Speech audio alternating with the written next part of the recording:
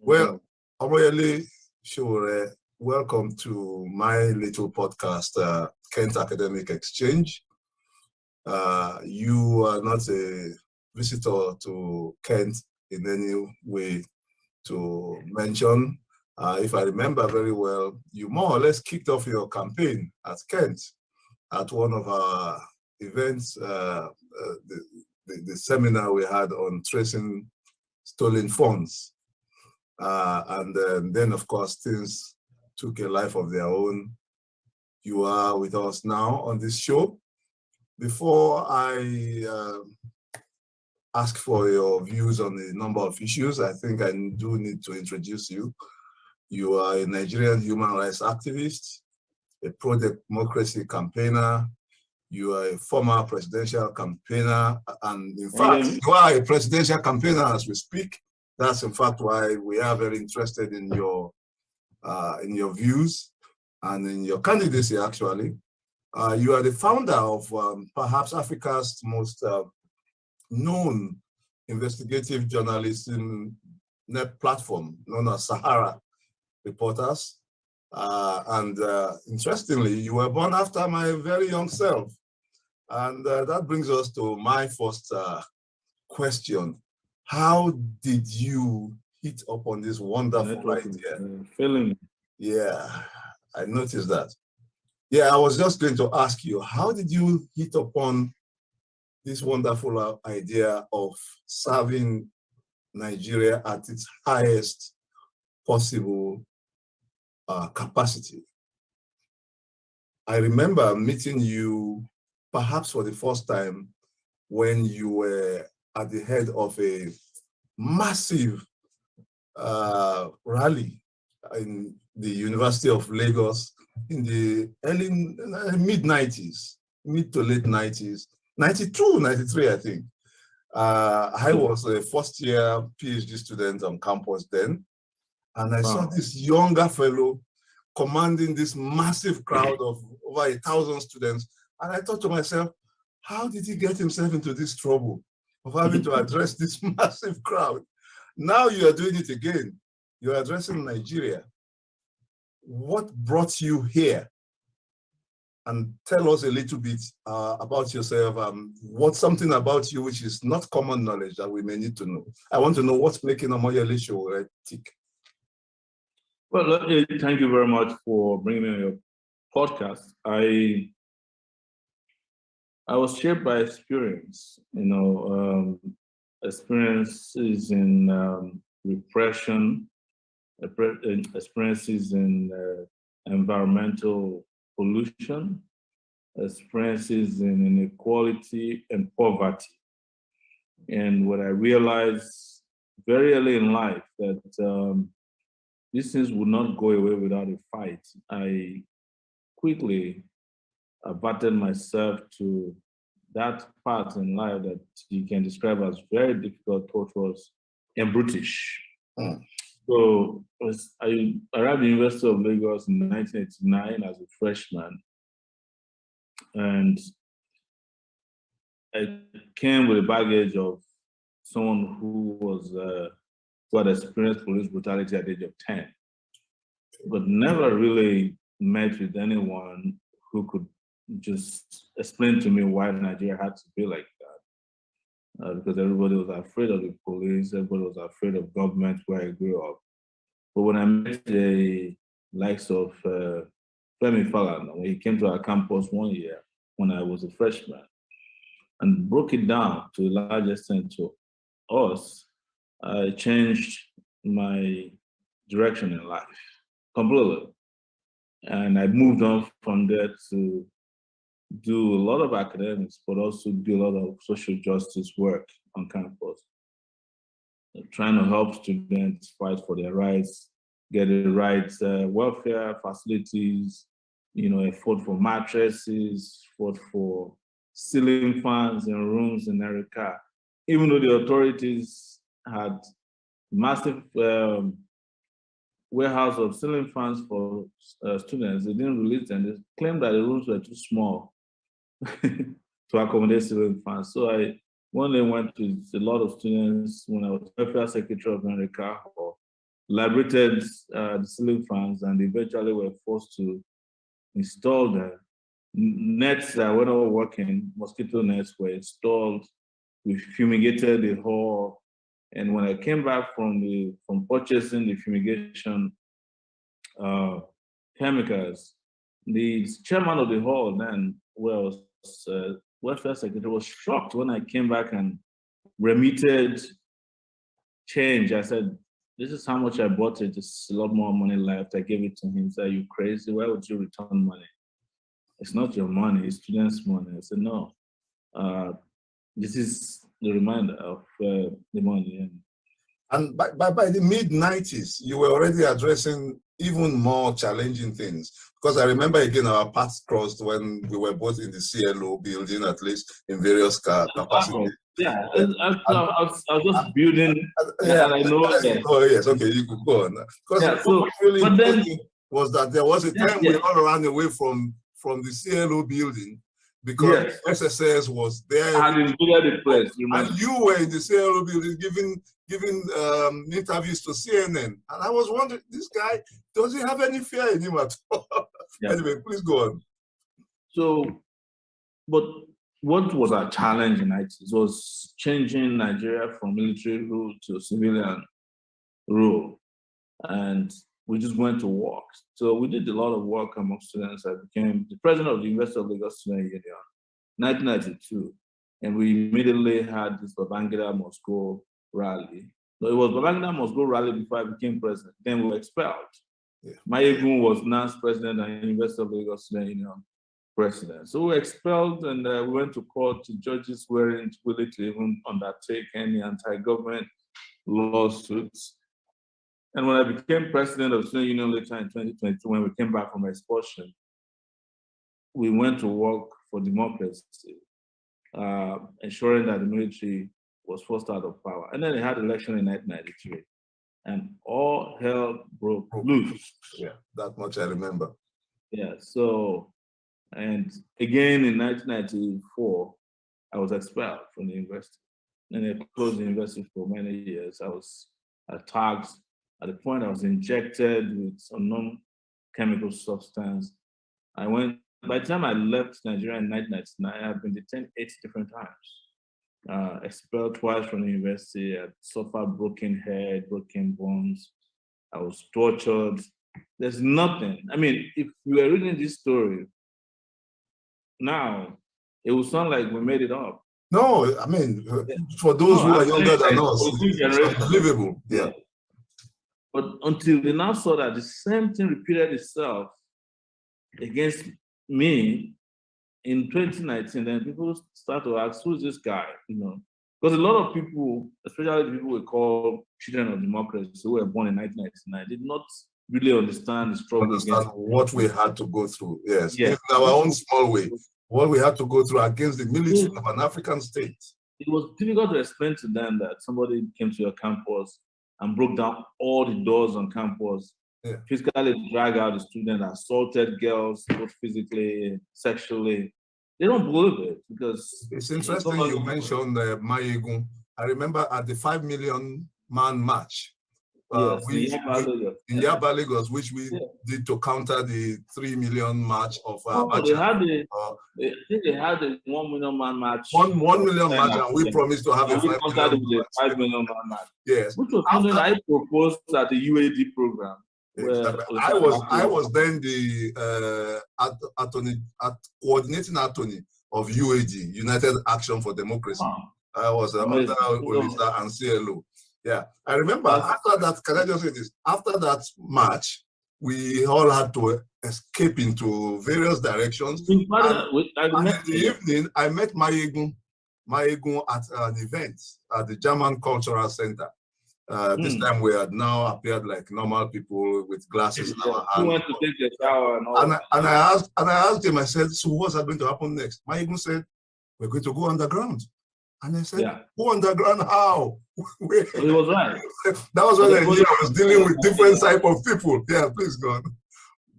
Yeah. It's true. I probably was one of the first few people that didn't go very much underground. But I remember after that, go underground. I think this was around 1997, 1998. Yes, late And I 90s. remember having a meeting somewhere in Ujuelegba, in a room owned by one Security, who was an agitator for mint workers in those days. Are you sure that's not the building we took off from this 5 million man march? That was the building where the NLC had an office on the ground. No, the NLC building is different, but across the Ujuelegba, we call the area 42nd Avenue. Okay. At night is the red light district, so daytime, yeah, you know the place. So we would, so we're having a final meeting to say, look, everybody got to go underground at this point. Abakoba had been arrested. Everybody, Mayegun, everybody arrested. Was arrested by my side because we marched together from our side. You guys were coming from Yaba side. Yeah. You're right. We were coming from Ujuelegba. It sustained a black eye massive that became an iconic photo for him. the democracy struggle. Yeah, I'm sure you can Google it. Abakoba has smuggled a note out of detention saying that they are looking for me, to the point that they said if he could produce me, they will release him. I was the one causing all the trouble. And at this point, I didn't even have a place that I was living at permanently. I was just moving from place to place.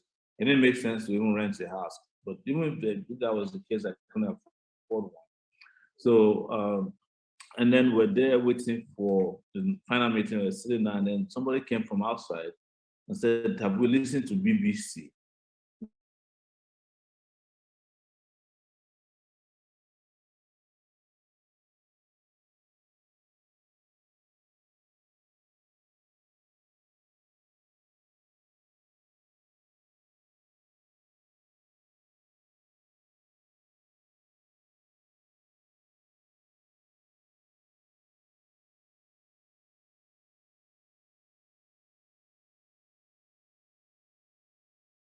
Again, civilians.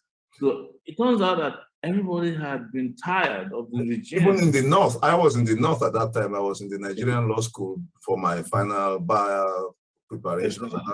And in the north, there was rejoicing. People were rejoicing because Abacha's era is again you can't describe it to the young generation. That everybody had to wear a badge that showed that you supported it before you could enter a government building. That all taxis had to have a sticker on their windscreen. That was the level of oppression we were going through. It was unbelievable. So Amoyele, now you are going for something more serious, and I wish you all the best of luck in this. Nigeria's perhaps most serious problem now is its economic circumstance. What would be your approach in leading Nigeria in terms of improving the economy, given the high debt to revenue levels that we have now? Huge debt, little revenue. How do you get us out of this? Well, it turns out that a lot of major Nigeria problems are interlinked and interwoven. You just can't wake up one day and wish Nigeria prosperity without fixing electricity. Deliberately, there has to be an emergency intervention without fixing security. But you can't fix security without also fixing electricity, because the nature of Nigeria's insecurity is just beyond physical insecurity. It has to do with, first and foremost, inequality, poverty, and economic instability. Yes. And look at the macroeconomic outlook of Nigeria, which has to do with mostly policy. Nobody's in charge. The government keeps borrowing and borrowing and borrowing. And this is going to be paid back. They borrowed Nigeria back into back to the Stone Age. Definitely back to the pre-Obasanjo era, when well, it's worse now, because when Obasanjo came, debt portfolio wasn't as huge as it is now. Yeah, certainly not. Right now, we're borrowing to eat. Before then, they were borrowing to. So how do we get out of this hole? Someone needs to take us out of this hole. That's what I'm saying. You have to. If anybody doing this has to tackle a range of things at the same time, because you can't say, "Oh, we'll stop borrowing when you have no revenue." But you can't boost your revenue in faith if you don't tackle security, because part of the revenue challenges they're having has something to do with not Boko Haram and bandits alone. No, that's a scary one. But there's also like some economic issues. Pipelines are being busted in Niger Delta region, and people are taking crude and refining it in their little local refineries. And that is depriving Nigeria of a huge amount of revenue. Otherwise, maybe right now that Ukraine and Russia are both at war, would have been making more money to take care of some of the shortfall. Yeah. But the barrels of oil being exported is practically taking care of barrels of, their so-called subsidy of products, petroleum products. But there's no subsidy, it's just corruption of the biggest order. So you have to stop the bleeding first, but you have to also intervene in all these areas. And there are some practical steps that could be taken internationally where you halt repayment of debts. You ask for that's bound to lead you into trouble from the creditors. They will be all of sanctions and all that. Yeah, it might in some ways, but if they see that the leadership is credible and they don't want a collapse of an economy of 200 million people, it will cost more for Nigeria to be bankrupt than for a moratorium to be placed on its repayments. That much I know, and it's nothing new. Europeans did. Greece did it, and they were able to recover from the situation. Would you be looking at? I'm just saying that all these options are going to be on the table. Diversification of the economy, diversification. Well, I personally have reservation about even the legitimacy of some of these loans and their interest rates. I don't think these guys on this other end of the table even know how to read fine print of loans that they're taking. Definitely not Buhari. So we have a lot of odious loans that don't pass the smell test. When you have loans that practically mortgages or your country irregularly obtained. They are more than odious. They're more than odious. And I'm not sure that anybody is transparently looking at the terms and conditions attached to these laws. I don't think so.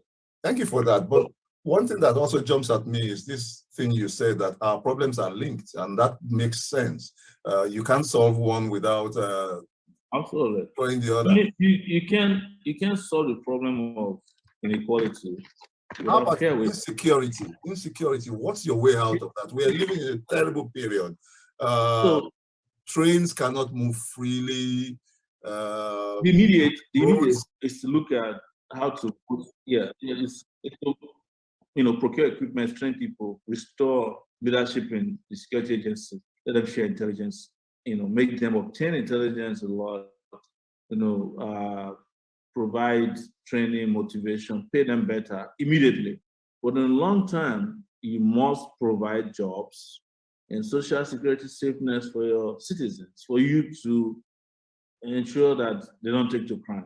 One of your, rivals, I should say, Bola Tinubu, has said that his own way out of the security quagmire we found ourselves is to literally employ 300,000, 500,000 more people, that will be jobs, that will reduce, what do you call it, the unemployment, and you put them in jobs. Is it that simple? It's not, he's confused, I'm sure. They don't know what they're saying. The most effective armies in the world today are not largely in numbers. It's an army that is handled with smartness. It's about your ability to use technology to fight. So you can imagine the job of what a drone can do would require about 1,000 soldiers to do. This is one thing people forget, that technology can make us, become 5 times better than our actual selves. There's a drone you can put above a city, and it records everything happening in the open for 24 hours. So we can literally watch people backwards. They've killed someone in this house. Here is their car leaving. This is where they parked the car. This is 5 men that left the building. All that is available for us now. Anyway, please go on. So in our own case, you can put drones in the air You can, drones, armed drones, unarmed drones, one for gathering intelligence tracking, and the armed drones can come in. Soldiers may not be able to get those terrains, but the drones can get to them. And they're cheaper, easier to remotely control and use. So the same thing even applies to the bandits enhancement. Drones can track all these people who are involved, who we call herdsmen in this part of the world. To make sure that we know where they're going, what they're carrying. You can put a drone on them that has night recording abilities, the ones that can figure out heat and know where people are located, they're carrying weapons. It will show, So I suppose you will also carry on with other things that are ongoing, like making sure we are all traceable by electronic, by ID cards. What I found out when I arrived in Nigeria in 2018, 2017, 2018, is that Nigeria was engaging in data abuse. They're abusing their citizens, in obtaining data, they're abusing their citizens' rights to privacy. Because every time they can hire, we're collecting data. Banks are collecting data in the name of what they call BVN, but they take your biometrics. The driver's license office takes your biometrics. INEC, which is the Electoral Commission, takes your biometrics and gives you an ID card. A passport. Passport, immigration takes your. The phone companies, who naturally should have no right to take your biometrics, are also collecting your biometrics. That's number 5, right? Some private individuals are collecting, biometrics, and sometimes even collecting your contacts information from your phone. Yes. So loan sharks, all people out there collecting, whereas they should have no chance in the world or have access. We don't need this. We don't need a concrete biometric database, don't we? We also need to harmonize it so that you can secure the data. I cannot call someone in the UK who asks about your information. It's forbidden.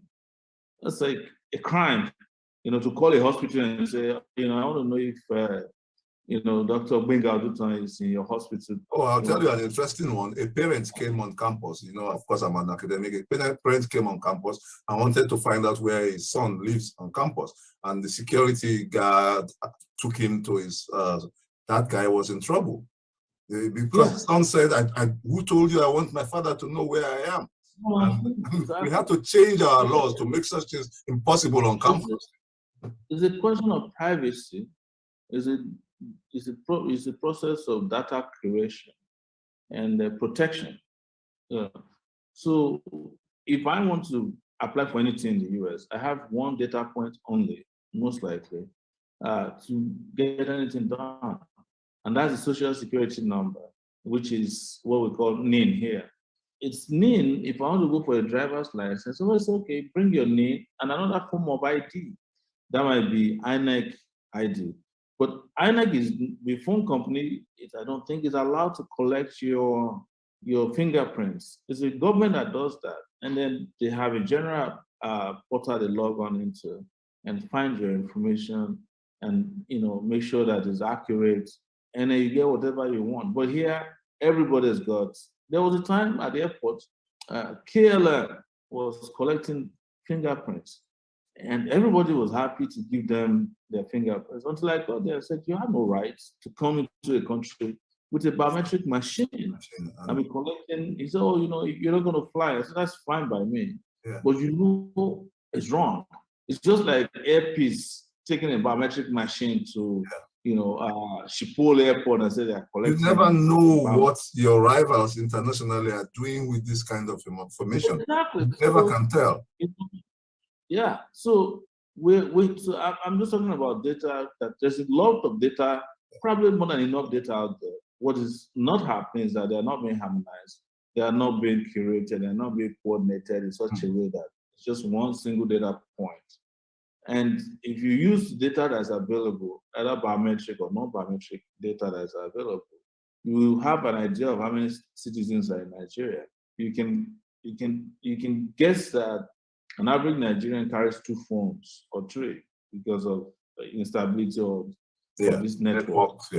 But if you have 100 million phones, internet connected phones in Nigeria, smartphones, it makes sense to say that there are 50 million phone users in Nigeria. Because an average Nigerian carries, and when it talks about data, it's about statistics. You use certain parameters to judge what you think is, what you think is, the number. So Okay, whatever is, you can use that to judge consumption. You can use it to judge demography. You can use it to figure out how many people are in need of social security, how many kids are in school. So that's the office of the Federal Office of Statistics, or the Statistician General of the country. But this thing, people don't even understand it. That's why sometimes it's difficult for them to understand, people like us, the level at which we are speaking to these issues. Like, where's this guy coming from? You sound like a madman when you break things down. We're talking security, and you're talking drones, you're talking privacy laws. These are not the things that the average politician would even have their heads around. Yeah, but those are good. How do you deal with a terrible police force, if I may be permitted to speak like that, or what do I call it, a criminal justice system that is not fit for purpose? I go in and out of the system on a regular basis. I get arrested frequently, and I can tell you that Nigerian police force. And you got shot at? Didn't you get shot at recently? Yeah, they shot me with a riot gun. They broke my nose. I get arrested frequently, and I tell you, the Nigerian police force is nothing short of an organized crime syndicate, nothing more. And everybody really horrible. Yeah.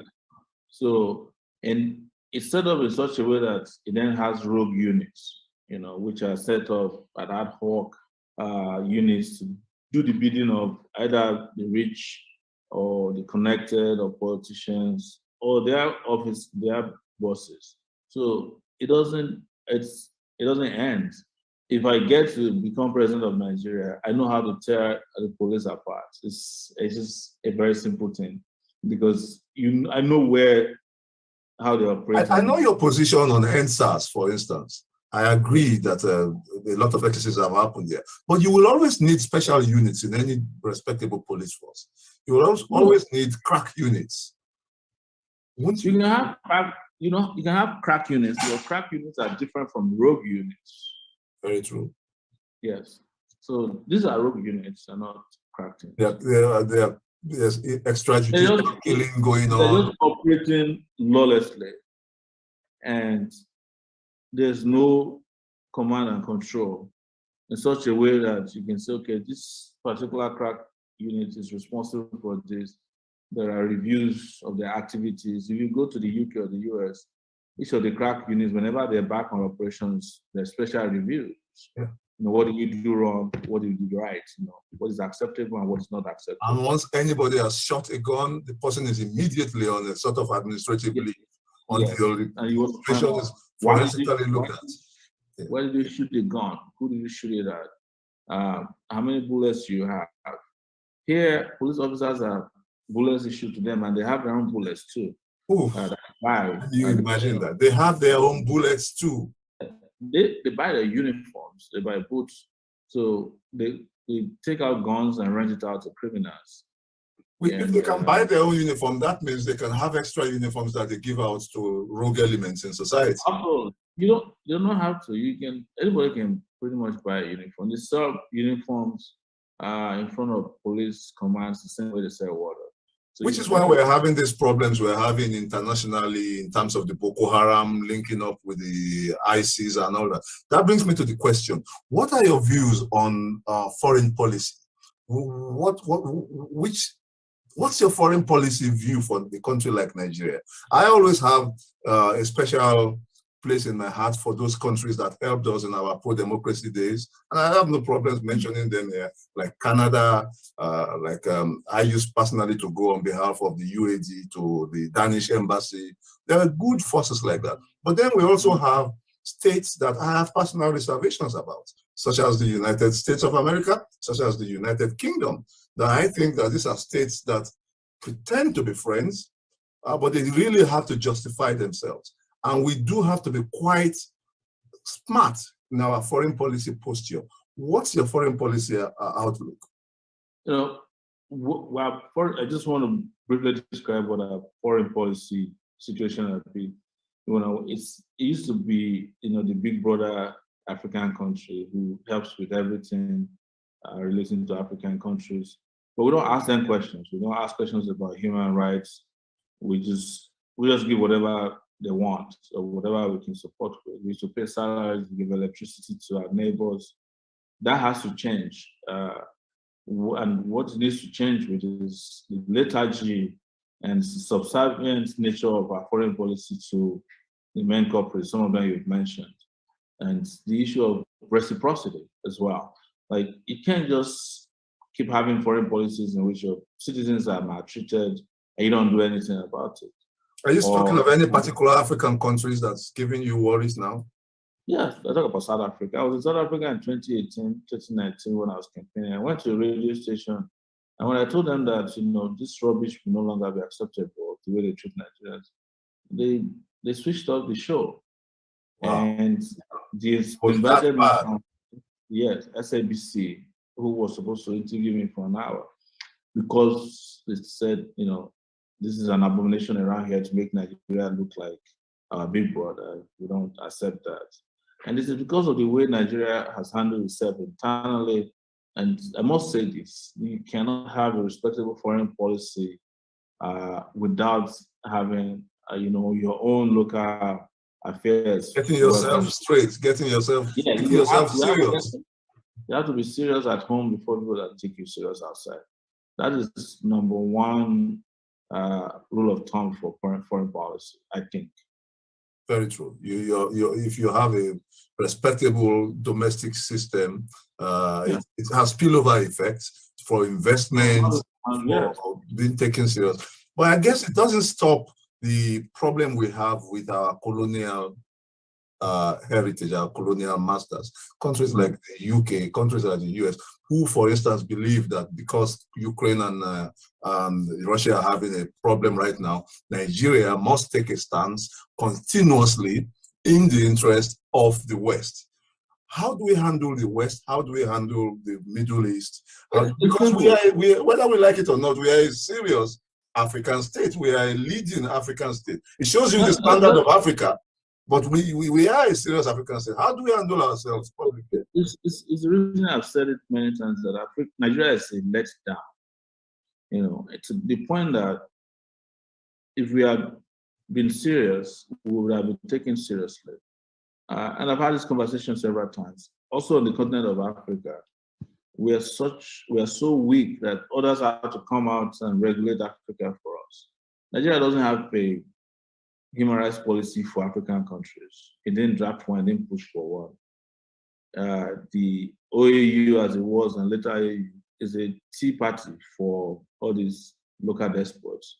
You know, you cannot hear Nigeria saying, "Oh, you know, we don't like the way you shot protesters in the country, and we don't appreciate you rigging your election," because we rig elections too at home. But there's a lot that can be done. By example. Yeah. So there's a lot that can be done to say to the US, and I want to address to and say, look, we have a policy on liberation of Palestinians from Israel. You have a policy on Ukraine and Russia.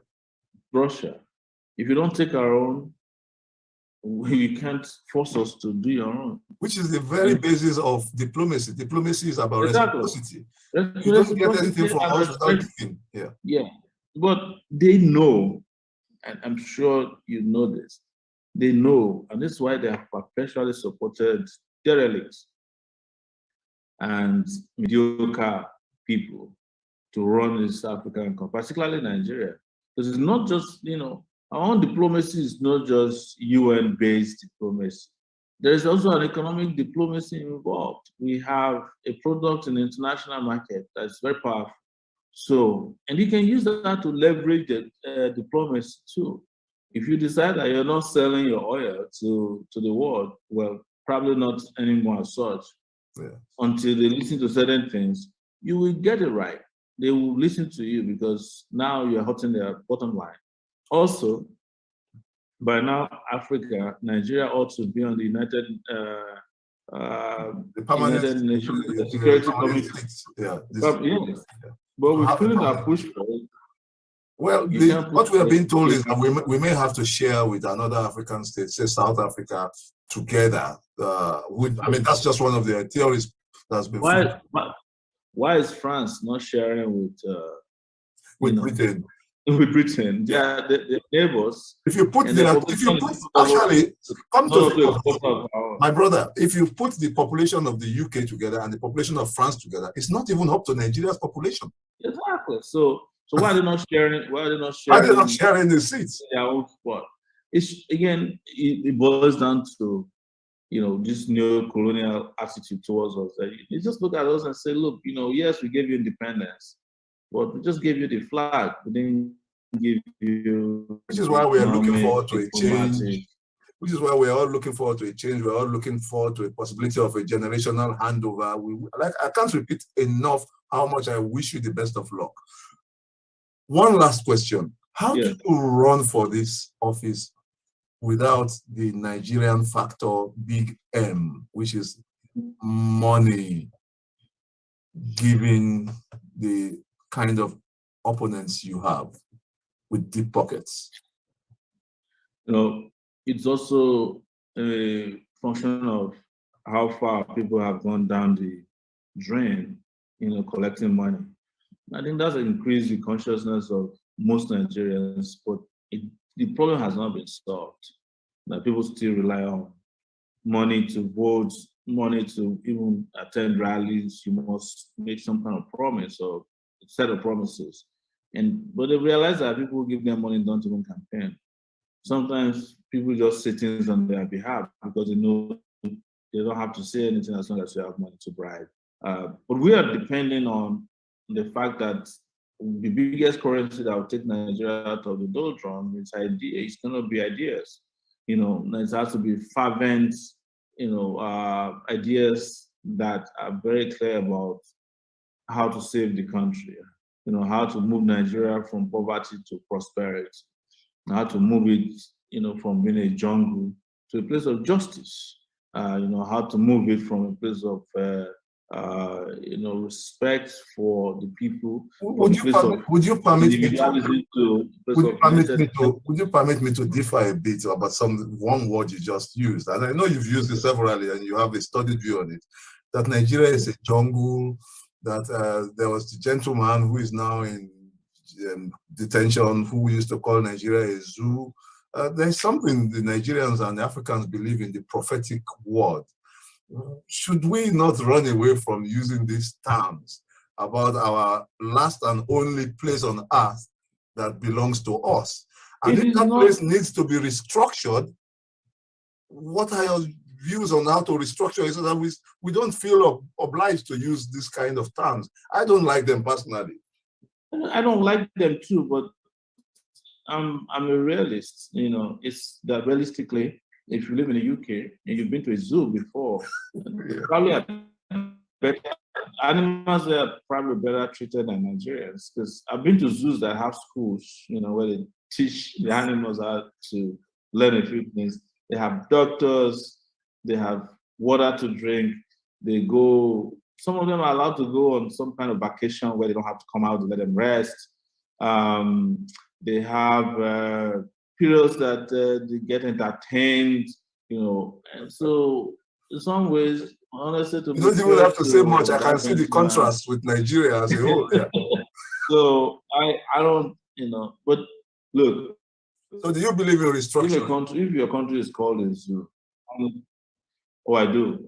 It's just not the kind of obsolete kind of restructuring that the older generation of elders talk about. I believe that restructuring has to be holistic to the point that it understands that the world has moved on from 1963. It's way further than 1923. Some people want us to go and use the constitution of 1963. And I said to them, did the constitution recognize our mobile devices that we use today? Did they understand that people could go to school without leaving their houses that you and I can have a conversation on the Zoom streets where you don't leave your room, I don't leave mine, and we're conversing. 1963 did not take into cognizance. Yeah, so you can't go back to the past and expect progress. But everybody is talking about restructuring. Nigeria is talking from a place of passion. Some people are just like intervening at their level of consciousness, strength, and courage. Otherwise, probably everybody will agree with me that we need a revolution, and that will have taken care of this problem. What exactly do you mean by a revolution? Oh, it's what the revolution is, like a mass uprising. Yes, but to what end? To what was the end of the revolution? Towards the end of completely changing everything that Nigeria is today from bad to good. Towards the better. Towards the best. Towards the best. Thank you very much, Omoyele Sowore. Do take care of yourself. The last time I saw you and I met with you physically, you did not have that scar. Seems Nigeria has happened to you. And I wish Nigeria happened to me since I was born. That's a shame. Just more scars every day. But I have this sneaky suspicion that we will both be having a conversation like this in 20 years' time again. All white hair, maybe. And I strongly think things would have gotten better. But between you and I, we wouldn't have agreed on that things ever got better. Because our dream for Africa, our dream for Nigeria will still not have been fulfilled. Let me shock you. I don't know if things keep going this way that I will last another 30 years. No, don't say that. You break my heart when you say that. No, you will. I'm not totally religious. I don't know. I do pray you will. Like everybody, and this is what Martin Luther King said, he wishes to live long, but this is a dangerous place. Very dangerous place to live. On that very sad note, I guess we have to stop this conversation on this. Thank you so much for appearing. And once again, Kent Academic Exchange, University of Kent, always open to you. And I love it out there. One of my best speeches ever was made on your campus. Oh yes, I remember. We have over nearly 200,000 views of that video. Gathering views to today. In fact, I was going to ask you one last question. If I can get a high res of that complete video, I want to, and with permission, I want to put it. Oh yeah, I can make you get that. We'll talk afterwards. I can get it for you. Thank you. Thanks, my brother. Peace. Thank you so much.